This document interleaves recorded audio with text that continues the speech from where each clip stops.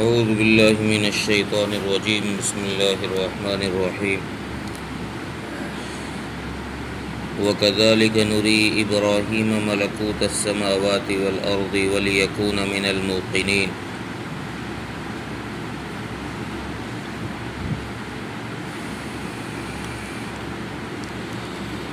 اس سے پہلے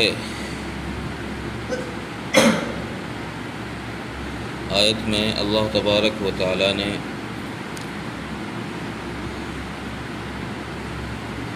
بتوں کی کمزوری اور بتوں کی بے بسی کا ذکر کیا، اور اللہ کے علاوہ ان کو معبود بنانا، اس بات کی نفی کی گئی ہے۔ اس آیت میں اللہ تبارک و تعالی نے حضرت ابراہیم علیہ السلام کے کچھ علمی مشاہدات اور بصیرت کا ذکر فرمایا۔ ہر نبی کو اللہ تبارک و تعالی اپنی قدرت کے کچھ مشاہدات دکھاتے ہیں، کچھ عجائبات اللہ اپنی قدرت کے نبیوں کو دکھاتے ہیں تاکہ اس نبی کو ایسا یقین ہو جائے کہ جیسے آنکھ سے دیکھی ہوئی چیز پر یقین ہوتا ہے۔ تو اللہ تبارک و تعالیٰ نے حضرت ابراہیم علیہ السلام کو بھی کچھ عجائبات دکھائے آسمان و زمین کے۔ روایت میں ہے کہ حضرت ابراہیم علیہ السلام کو سعید بن جبیر کی روایت تفسیر مظہری نے ذکر فرمائی ہے، فرماتے ہیں کہ حضرت ابراہیم علیہ السلام کو ایک پتھر پر کھڑا کیا گیا، اور پتھر پہ کھڑا کرنے کے بعد اللہ تبارک و تعالیٰ نے آسمان کے سارے پردے ہٹا دیے اور زمین کے سارے پردے ہٹا دیے، اور آسمان و زمین کے عجائبات کو اللہ تبارک و تعالیٰ نے دکھایا، حتیٰ کہ حضرت ابراہیم علیہ السلام کے مقام کو جنت کے اندر دکھا دیا کہ یہ آپ کا مکان ہے، یہ آپ کی جگہ ہے جنت میں رہنے کی۔ وہ ساری چیزیں حضرت ابراہیم علیہ السلام کو اللہ تبارک و تعالیٰ نے دکھا دی، زمین سے نیچے تک کی، ساتوں زمین کی ساتوں آسمان کے عجائبات کو اللہ تبارک و تعالیٰ نے دکھایا۔ اور ایک روایت میں بعض حضرات نے اس کی نسبت حضرت علی کی طرف بھی کی ہے۔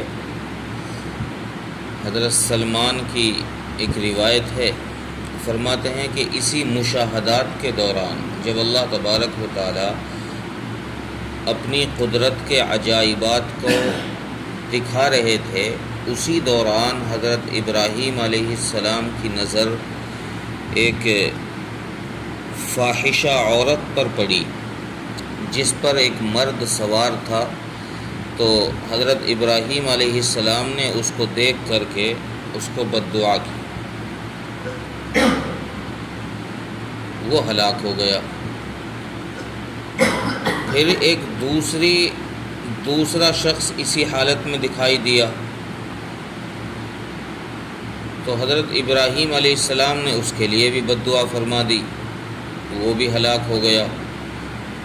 پھر ایک تیسرا شخص اس حالت میں دکھائی دیا، تو حضرت ابراہیم علیہ السلام نے جب بد دعا کی تو اللہ تبارک و تعالیٰ نے بد دعا کرنے سے روک دیا، اور یہ فرمایا کہ ابراہیم تم مستجاب الدعوات ہو، یعنی تم ان لوگوں میں سے ہو جن کی زبان سے نکلی ہوئی باتیں قبول کی جاتی ہیں، لہذا میرے بندوں کے لیے بد دعا نہ کرو۔ تم بد دعا کرو گے تو پھر مجھے چونکہ میں وہ دعا قبول کروں گا اور ان بندوں کو ہلاک کر دیا جائے گا، لہذا تم میرے بندوں کے لیے بد دعا نہ کرو، میرے بندوں کے ساتھ میرا 3 طرح کا تعلق ہے۔ پھر روایت میں فرماتے ہیں کہ پھر ان تعلقات کا ذکر کیا گیا کہ گنہگار بندے کے ساتھ اللہ تبارک و تعالیٰ کا تعلق یا تو یہ ہے کہ وہ گنہگار بندہ اپنے گناہ سے توبہ کر لے تو اللہ تبارک و تعالیٰ اس کی توبہ قبول فرما لیتے ہیں۔ اگر گناہ کتنا بھی بڑا کیوں نہ ہو، لیکن شرط یہ ہے کہ آدمی اپنے گناہ سے توبہ کرے سچے دل کے ساتھ، ندامت کے ساتھ، تو اللہ تبارک و تعالیٰ اس کی توبہ قبول فرما لیتے ہیں۔ دوسرا تعلق فرمایا کہ اگر وہ توبہ نہیں کرتا، گناہ میں ملوث رہتا ہے، گناہ کرتا رہتا ہے، تو پھر میں اس بندے کی نسل سے کوئی ایسا شخص لے کر آتا ہوں، کوئی ایسا انسان پیدا کرتا ہوں جو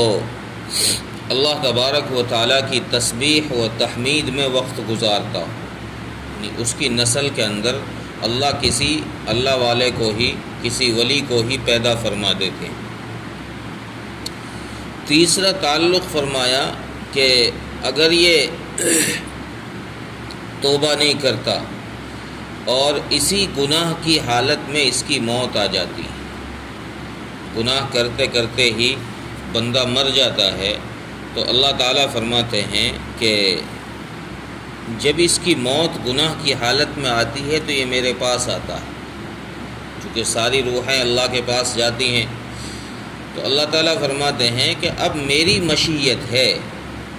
میری مشیت یعنی میری منشا، میری چاہت اگر ہوگی تو اس کو معاف کر دوں گا، میری چاہت نے معاف کرنا اگر اس کو نہیں ہوگا تو اس کو سزا دے دوں گا۔ اور ایک دوسری روایت میں ہے کہ اگر بندہ منہ پھیرتا ہے، یعنی اگر توبہ نہیں کرتا، تو اللہ تعالیٰ فرماتے ہیں کہ یہ اپنے پیچھے جہنم کو پاتا ہے، یعنی پھر اس کا ٹھکانہ آخر میں جہنم ہے۔ اگر یہ توبہ کر لیتا ہے تو اس راستے سے بچ جاتا ہے۔ تو اللہ تبارک و تعالیٰ نے اس آیت کے اندر حضرت ابراہیم علیہ السلام کے کچھ علمی مشاہدات ذکر فرمائے۔ اس کی وجہ یہ ہے کہ چونکہ حضرت ابراہیم علیہ السلام سے ایک بہت بڑا کام لینا تھا، اور وہ بھی صنم قداؤں کے ساتھ میں، ایسی قوم میں مبعوث فرمایا گیا کہ جو قوم بتوں کی پجاری بھی تھی، اور وہ قوم چاند و سورج و ستاروں کے پجاری بھی تھے۔ تو اس قوم میں جب کام کرنا تھا تو اللہ تبارک و تعالیٰ نے پھر اپنے عجائبات کو دکھایا تاکہ حضرت ابراہیم علیہ السلام کو مضبوط یقین حاصل ہو جائے، کہیں ایسا نہ ہو کہ ڈگمگا جائے، کہیں قدم پھسلنے لگ جائیں۔ مضبوط یقین حاصل کرنے کے لیے، دل میں اطمینان پیدا کرنے کے لیے کہ بھئی ہاں یہ چیز اس طرح ہے، یہ اس طرح ہے۔ جیسے حضرت ابراہیم علیہ السلام نے اللہ تبارک و تعالیٰ سے یہ سوال کیا نا کہ اللہ مجھے آپ یہ دکھا دیں کہ آپ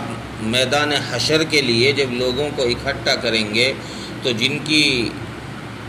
بوڈیاں کسی کی کہیں پر بکھری ہوئی ہیں، کسی کی کہیں پر بکھری ہوئی ہیں، آپ ان کو کس طرح زندہ کریں گے؟ تو اللہ تعالیٰ نے فرمایا کہ 4 پرندے پکڑو، ان کا قیمہ بناؤ، 4 پہاڑوں پر رکھ کر آؤ، ابھی دکھاتا ہوں کس طرح کریں گے۔ تو اس واقعے کے اندر اللہ تبارک و تعالیٰ نے حضرت ابراہیم علیہ السلام سے اس سوال کے جواب میں یہ کہا کہ ابراہیم کیا تمہیں یقین نہیں ہے؟ کہ اللہ یقین تو ہے، لیکن دلی اطمینان چاہتا ہوں، دل کو سکون چاہتا ہوں۔ یقین تو ہے کہ آپ ہی کرنے والے ہیں، تو دل میں سکون ہو جائے کہ یہ معاملہ اس طرح ہوگا۔ تو یہ سکون کے لیے اللہ تبارک و تعالیٰ نے یہ آسمان و زمین کے عجائبات کا مشاہدہ حضرت ابراہیم علیہ السلام کو کرایا، تاکہ جب قوم کے سامنے دعوت دیں جا کر کے بتوں کے خلاف بولیں اور بتوں کو اللہ کے سامنے کمزور اور ان کو بے بس لاغر بتائیں، تو ان کو یہ پتہ ہونا چاہیے جب ستاروں کی پرستش کا یہ انکار کریں گے تو ان کو یہ دلی اطمینان حاصل ہو کہ ستارہ یہ اللہ کی مخلوق ہے، یہ نفع اور نقصان نہیں دے سکتا، چاند سورج یہ سب اللہ کی مخلوق ہیں، یہ نفع نقصان نہیں دے سکتے۔ اس لیے اب اگلی آیتوں میں اللہ تبارک و تعالیٰ نے انہی چاند ستاروں کا تذکرہ کیا۔ ترجمہ دیکھیں، وَكَذَلِكَ نُرِي إِبْرَاهِيمَ مَلَكُوتَ السَّمَاوَاتِ وَالْأَرْضِ، اور اسی طرح ہم نے ابراہیم علیہ السلام کو آسمان و زمین کے عجائبات دکھائے، وَلِيَكُونَ مِنَ الْمُوقِنِينَ، تاکہ وہ مضبوط یقین کرنے والوں میں سے ہو جائیں۔ اللہ تعالیٰ ملک توفیق۔